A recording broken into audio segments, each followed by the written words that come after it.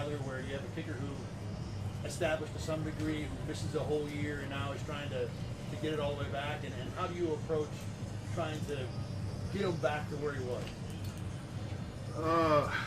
I'd say there's been times in my career where there's been something either at the end of the season with a specialist or, an off-season procedure, whatever, guys coming back. I think you just go step by step with it and try and put them in the environments that they're going to be in, kind of build from there.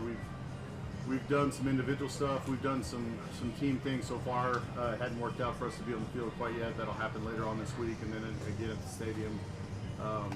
But I don't think you skip steps. It starts from ground zero and getting guys. He's working with 2 new holders right now. That's a part of that comfort. So it's going to be a rep thing, and but he looks like he did on tape, and everything's going well so far. Jeff, was that by design, or is this weather related that he's not been on the field during practice? We've not seen him kick. I'm sure he's been kicking. Yes. Yes to your question, yes, he's kicked. It has been by design, not because it's like, don't let him kick just yet. It's been, there's a finite number of things that we can get done on the field. And whether you are doing it amongst your team or in a joint practice, field goal protection is not going to be as combative in practice as it is in a game. You can get things like kickoff, you can get things like punt, those kinds of phases. So we've taken advantage of the walkthrough time because of the tempo that it requires or doesn't require, and getting in that team environment. But at some point, guys got to start working on that stuff. So this will be, Thursday will be the 3rd time that we do field goal protection as a team. But the first time we've done it in pads, and we wanted a pad a day, so hopefully we get that worked out. Jeff, what are some of the challenges that Tyler faces kicking in an entirely new stadium, having it be his home stadium? Yeah, it's a little bit different because it is the home stadium, but NFL kickers are used to going to a stadium that they're not really familiar with, when they play on the road. There's going to be things that guys are going to acquire knowledge over time. We're fortunate we're going to be able to get in there on Saturday. We're going to get in there next week. We're going to get in there a couple of times, and there'll be some times once we get back to Orchard Park where maybe the specialists can go over there at certain times during the day and work on their craft. Maybe if it's a day we're doing kickoff return, those guys can go over there and kick. So we'll figure that stuff out as time goes on. But it's it's everybody. It's the returners, it's the kickers, it's the punters. So I've been in the stadium. I've observed some of that stuff. It's really cool. It's a great place. But as time goes on, the things that you're able to, say we went over there at 9 o'clock in the morning, well, that might not be the wind pattern when it is at 7 p.m. or 8 p.m. So we'll be looking for times to get over there and check it out. Tyler was saying he's wishing for a real windy day, just to get an idea of what it's going to be like this summer. A real windy day to get in there and practice and get a feel for that stadium. You're talking about in the stadium? Yeah. Yeah. If it comes up, obviously, if that real windy day happens the day before we're going to play a game, we're probably not going to go over there and kick, but we'll be looking for those opportunities to get over there. You're looking for a punt returner. How challenging is it to manufacture the opportunities you need to see from them in the preseason setting, knowing you're completely at the mercy of game situation? Like in an ideal world, you'd love to get each guy 3 reps through the course of the preseason, but that's easier said than done, right? So how do you evaluate that when opportunities might not be ideal? Some of that stuff gets taken care of in practice. Ball security and decision making have a lot to do with the guy's success as a punt returner. The skill set athletically, is what kind of makes a guy ascend. But if you can't catch it or you make bad decisions, you're probably not going to be out there and get a whole lot of chances. So the game situations mean more than what the practice stuff does. I would also say there's a couple candidates that we have who have game tape. You take that into consideration, whatever their past successes are. But we are looking for those things, and there are a number of guys competing for that job. So look forward to seeing how it all shakes out. Jeff, you said the return game. Through your career, have you had more situations where you kind of knew who your guys were going in? Or is it like this, where it's kind of a free-for-all, you got to figure out what you have? It's a good question. I'd have to really think back. I would say it's probably 50-50. You know, if somebody was on your team and did a good job the year before, that took the bulk of them, and then returning versus, you know, we do have to figure it out. So, you know, it doesn't always come down to like who has the best skill set as the return job. You hope it does, but your roster's got to be able to accommodate that. Sometimes it's, you know, is this roster spot worth, you know, this player, if that's the only thing he does. You know, maybe he's a wide receiver, maybe he's a DB, maybe he's a running back, and if that guy's a contributor, it kind of saves the roster spot for not having to allocate that stuff. But the bottom line is that guy's got the ball in his hands a lot, especially with the new kickoff rule. Like, there's not very many touchbacks, so I don't know what the numbers are, but you know, you need to have people back there that you trust. In the kickoff return game, you know, you need two. The chances of Ray being back there the first time we return a kick, pretty good. But who's back there with him, right? And who's the punt returner? And there's a bunch of guys who are competing for that job, and we'll see how it shakes out over the next month. Have you had conversations with Joe about, for the punt return job? I'm looking at this guy, let's just say Keon, and he may be heavily involved offensively. What's that dialogue like of, I want to kind of save him for offense, and kind of managing that with the return job? Yeah, we've had some of those conversations. My job as a special teams coach is to try and figure out, regardless of where anything goes, like, I got to have answers. Like, the worst thing I can say is, you know, I don't know. You know, once we've had a month and 6 weeks, whatever, to figure it out. So, you know, Keon's been back there. Khalil did it obviously last year. D has return history with the previous team, and then, you know, there's McCole. I mean, I'm not going to go through all of them, but I mean, there's another 6, 7, 8 names that I could. I'm sure you guys are charting it during practice who's catching it, but you know, there's a bunch of guys there. So at the end of the day, when we get to, you know, Labor Day and have to make those decisions, you just present the different options of, here's what a guy's role is offensively, defensively, and, you know, can he return? Some of the stuff may happen situationally, but there's going to be a time, and I've never been through an NFL season, you know, where it's not like, man, that other guy has to go in, you know. Patrick Peterson was the backup returner and got some burn when I was in Arizona. I mean, there's guys that are going to have to contribute at some point, so you're just trying to build the foundation now, and however it shakes out on Labor Day, you kind of just figure out guys' roles and what they're able to do after that. Jeff, going back to Tyler, he acknowledged there's going to be some nerves, some, you know, because he's not kicking Sunday before that. Yeah. How do you approach that?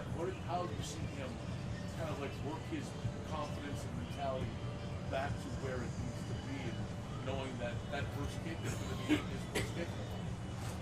Yeah, I mean, I just think you try to simulate it as best you can in the environments that you're allowed to have.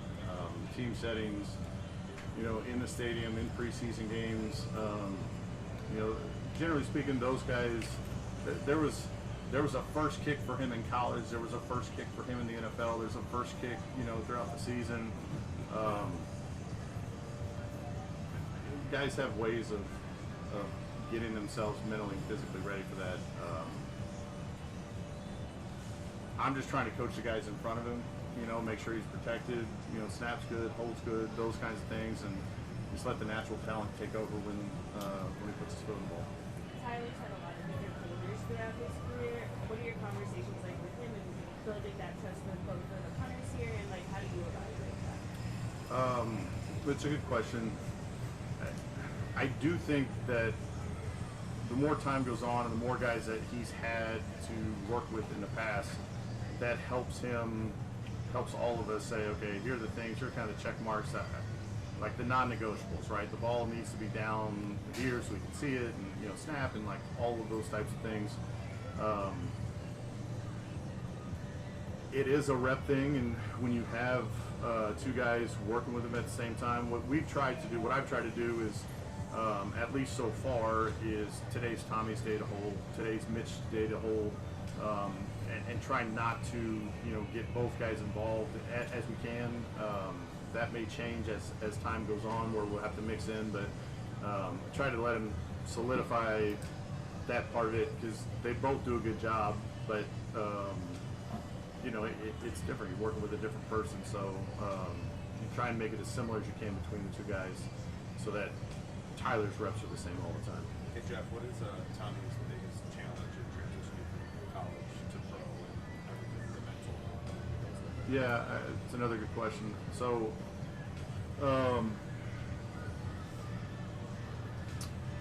trying to answer your specific question, I would say this: with a lot of college guys, the NFL punt play is different than the college punt play, and with the way that they punted at Florida, which is common for a lot of college teams, like the field spread, it's a different formation. You got three jumbo dudes sitting like 5 yards in front of the punter. It's a different feel, right? The same factors that go into success rates in college go into success rates in the NFL.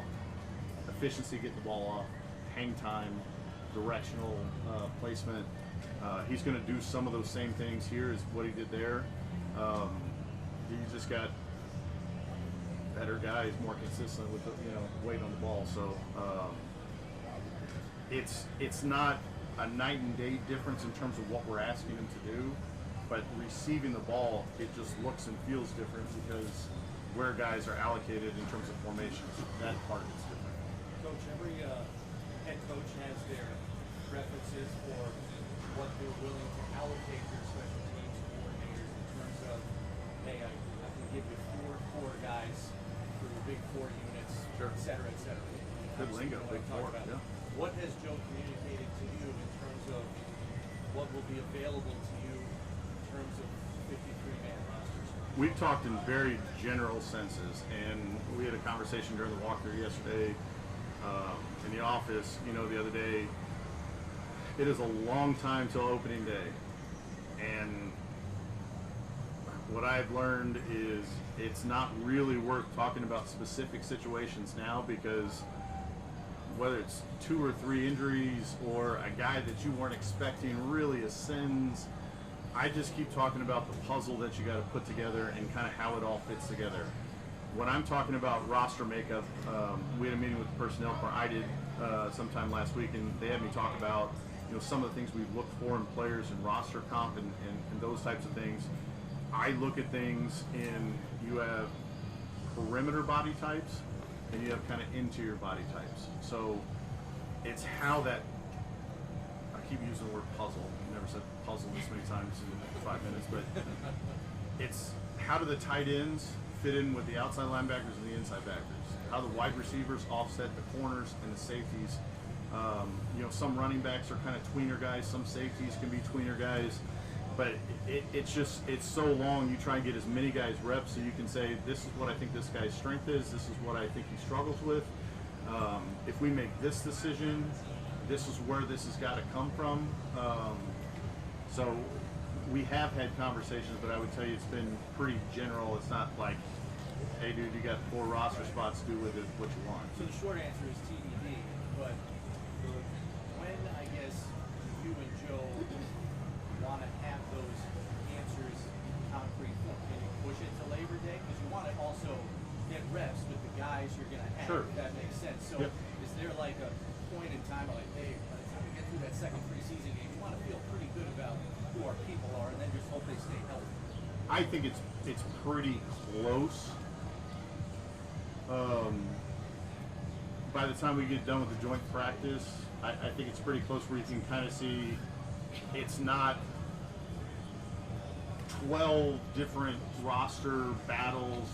It's kind of coming down to 3 or 4 in terms of not necessarily who make the team, but the game day roster for us on 4th down means more than the 53-man roster. I want as many good players. We all want as many good players as we can to have on Sundays, but if the guy's inactive, that's not really helping, anywhere for that particular week because he can't play. So that's where, as you get down to the end of training camp, some of those roster battles have sorted themselves out after about 4 or 5 weeks.